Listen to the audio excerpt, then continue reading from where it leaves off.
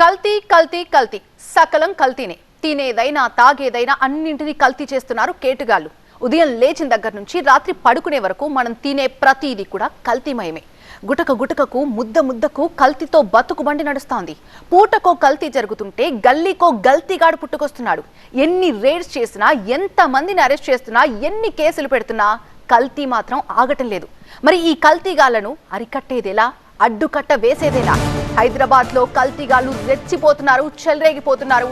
నగరంలో ఏ మూలకెళ్ళినా కల్తీ కంపే కనిపిస్తోంది. తాగేదైనా తినేదైనా అన్ని కూడా కల్తీ చేసేస్తున్నారు. కెమికల్స్ తో ఐస్ క్రీమ్స్ తయారు చేస్తున్నారు. రంపం పొట్టుతో టీ పొడి తయారు చేస్తున్నారు. యూరియా కెమికల్స్ తో పాలు, పెరుగు, పన్నీరు, నకిలీ సరుకుతో కుల్ఫీ, ఫలుదా, బాదం మిల్క్, కుళ్ళిన గుడ్లు సరుకుతో అటు బిస్కెట్స్, ఇటు కేక్స్, అటు సమోసాలు, పాచిపోయిన మటన్తో పాయా, హలీం, కుళ్ళిన చికెన్తో బిర్యానీ, ఇలా చెప్పుకుంటూ పోతే బోలెడని.